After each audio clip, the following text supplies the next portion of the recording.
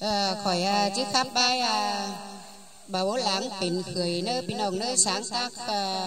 còn ải lo mình ổn sáng tác nơi pin ông là lấy nhìn lại phang khỏi khắp chẳng ủng hộ khỏi ấy nơi sống mà khỏi rất cảm ơn pin ông là ủng hộ kênh khỏi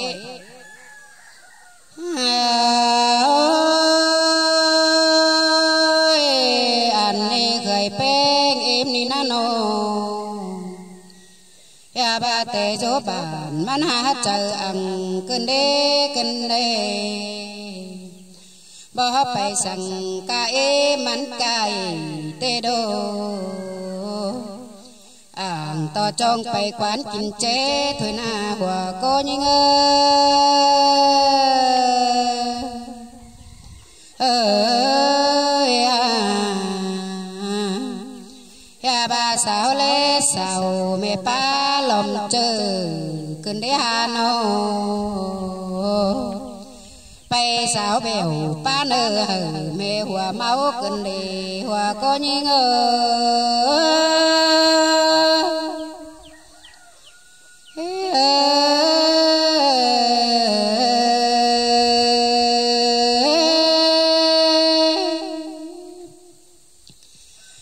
cô nào ba lẽ bàn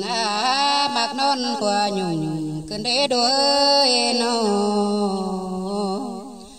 quam pa rồi xưa ban ha ba mò bảo nghe sang cơn đế trái ni nano phơ lại bên nào chỉ tục lòng xía cơn đế hòa có nhớ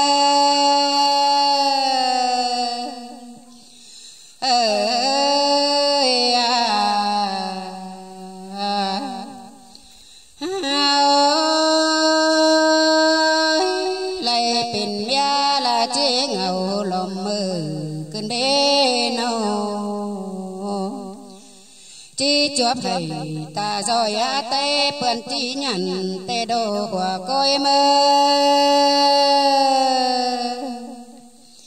ơi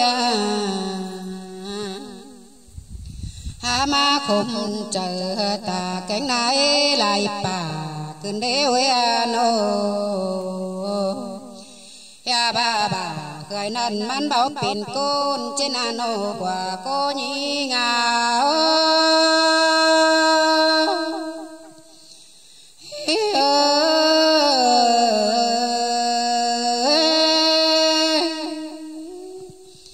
ya ba lại pì ha con thái bình ha con sẽ là cơn đế uế ano khởi chân à quay tông ta bớt nấy gần cơn đê hòa coi mơ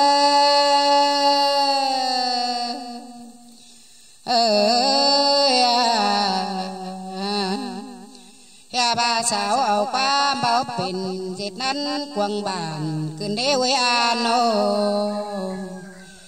khai nê nà khiến đều tên chua hừng ya man ya ba quăng chữ đen đeo bảo đầu nay sang lò quê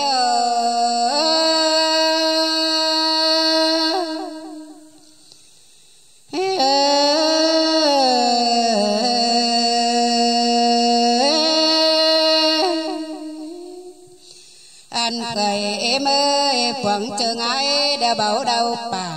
cơn đế quê ano nông na lầy bay sao lòng hân tục ôi ano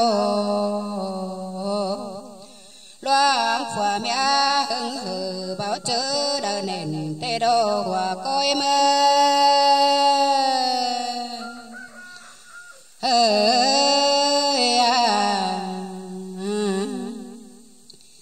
ya ba pin pháng lòng qua men tôi mỏ lốm phồng cơn đế bé gano